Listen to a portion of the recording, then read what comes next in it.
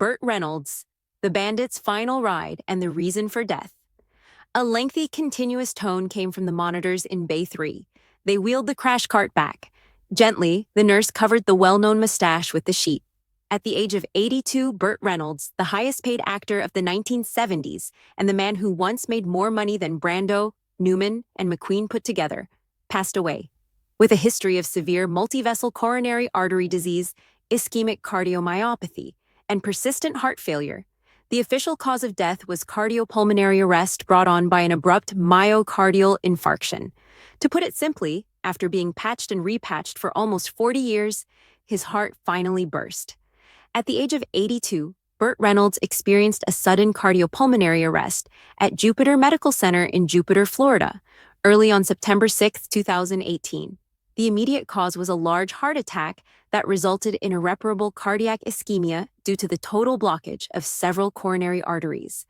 According to the graphic details of his autopsy report, which was made public by the Martin County Sheriff's Office months later, Reynolds' heart muscle ultimately gave way due to advanced atherosclerotic disease after being damaged and deprived of oxygen for decades.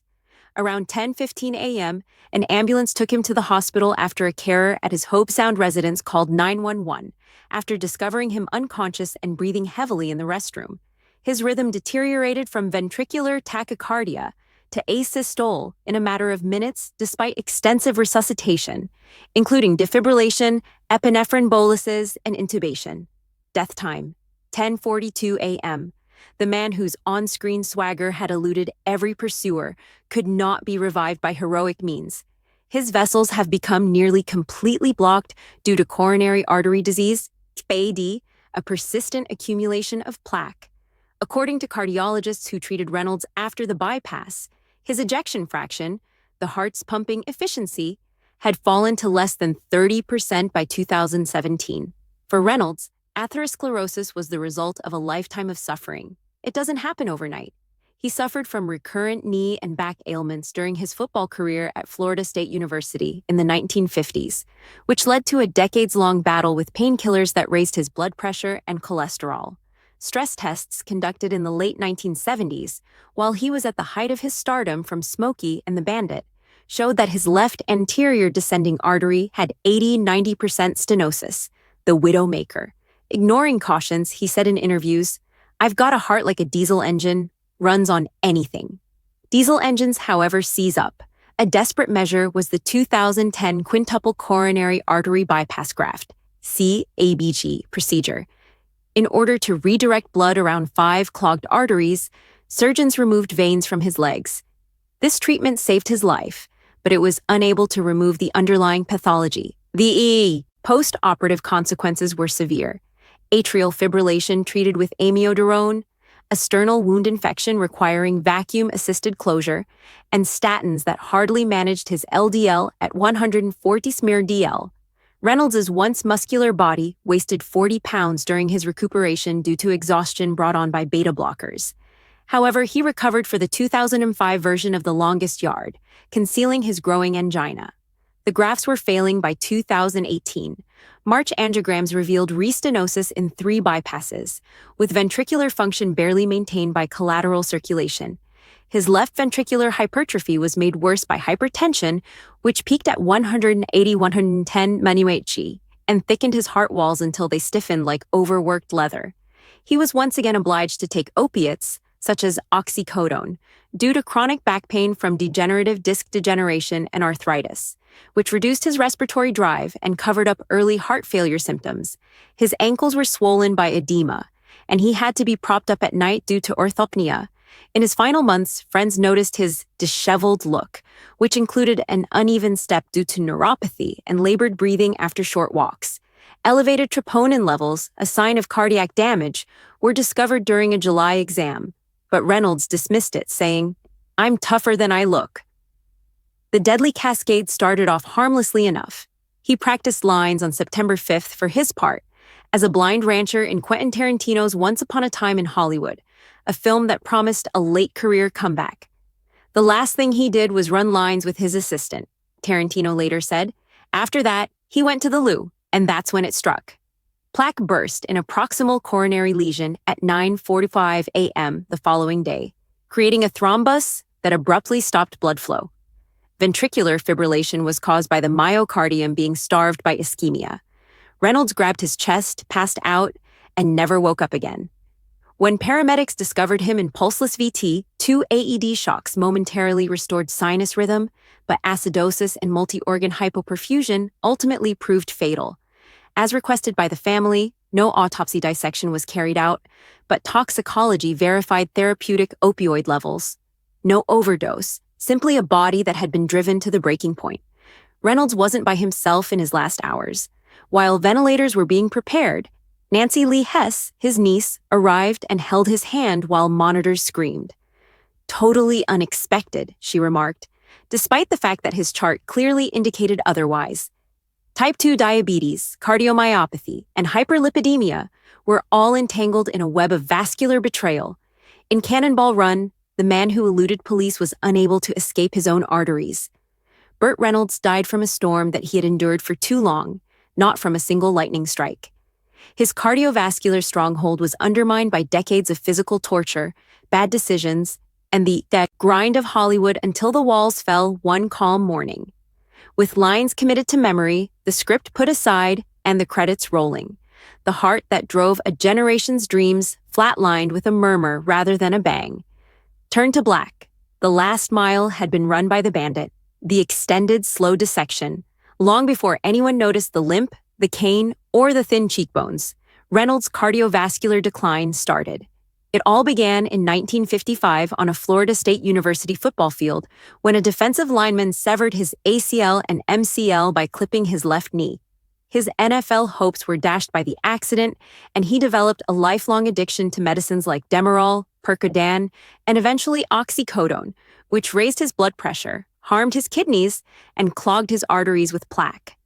Reynolds was secretly experiencing chest trouble by the mid-1970s, when he was at the height of his fame.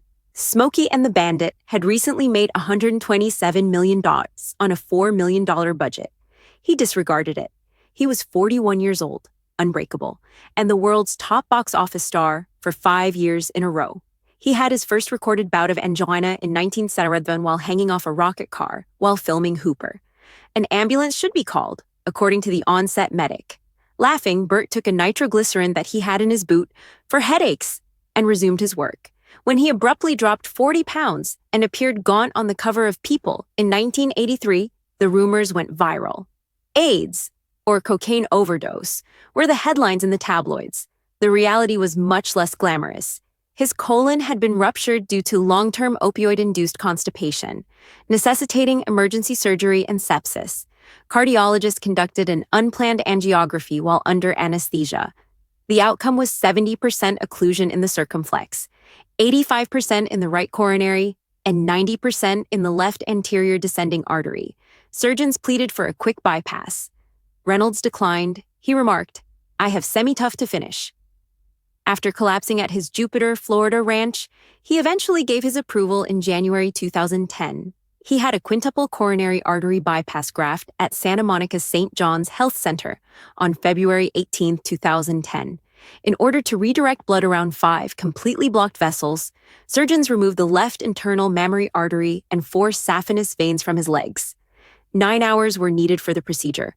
A vancomycin-resistant staph infection that tore through his chest wall, atrial fibrillation requiring cardioversion, and sternal dehiscence, the breastbone splitting open again, were all severe post-operative complications.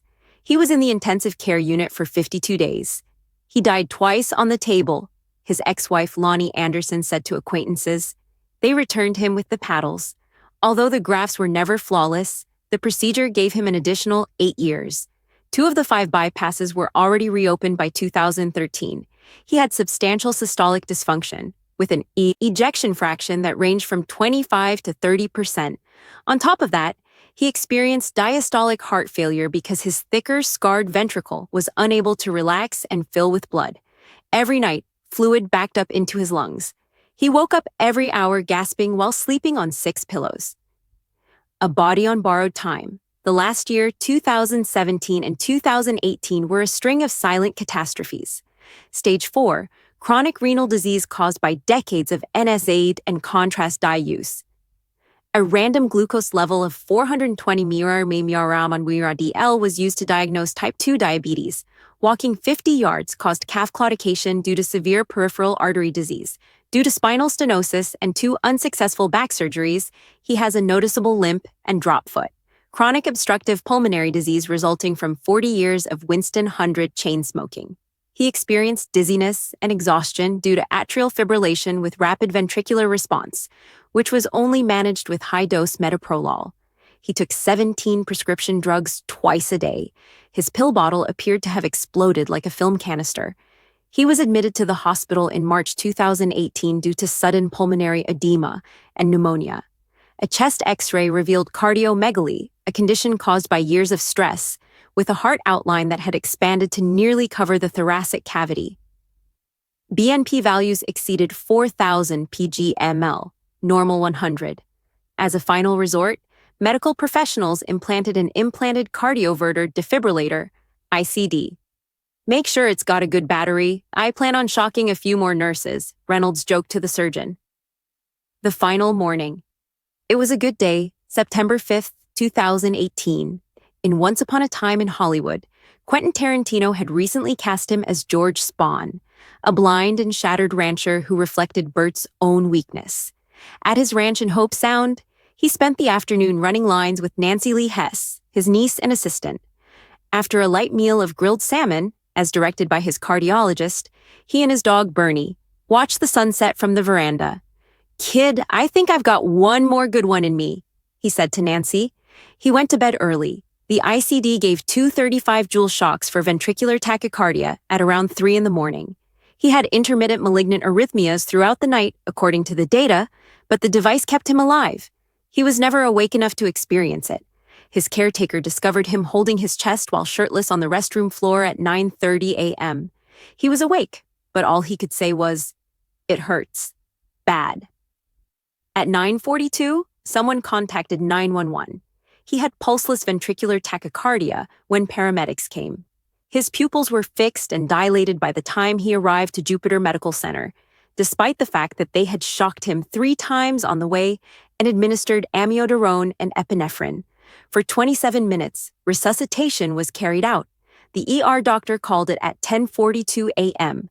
The autopsy that wasn't the medical examiner's exterior examination and study of data provided a clear image, notwithstanding the family's refusal of a full autopsy. Heart weight, 580 grams. Normal male, 350 grams. All 5 bypass grafts thrombosed or severely stenosed. Both recent and old myocardial infarctions with acute necrosis and scar tissue side by side.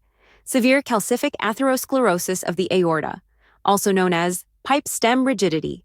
Bilateral pleural effusions, 800 mCl each side, from end-stage heart failure. Toxicology, oxycodone, metoprolol, and atorvastatin at therapeutic levels, no alcohol or illegal drugs. In summary, Burt Reynolds passed away from a heart that had endured too many blows and had simply run out of steam, just like many aging action heroes do. Conclusion. 400 people attended a private funeral in North Palm Beach 3 days later. The 1977 black Trans Am, registration Bootleg 3, which he made famous, was used to transport his coffin. He was the last movie star who looked like he could actually beat you up and then charm your wife in the same afternoon, Quentin Tarantino said during his funeral. In his 80s, Burt Reynolds ultimately ceased resisting his cowboy hat and toupee, which he wore to his cremation. Half of his ashes were dispersed over the Suwannee River in Florida, while the other half are buried next to his old stuntman friend Hal Needham in Hollywood Forever Cemetery, beneath a bronze headstone. The Bandit ran out of heartbeats, time, and Coors. In the 1970s and early 1980s, however, there was a short, lovely highway that no one drove better.